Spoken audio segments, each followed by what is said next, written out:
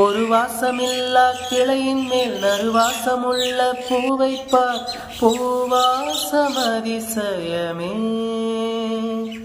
அலைக்கடல் தந்த மேகத்தில் சிறு துளி கூட உப்பில்லை, மழை நீரும் அதிசயமே.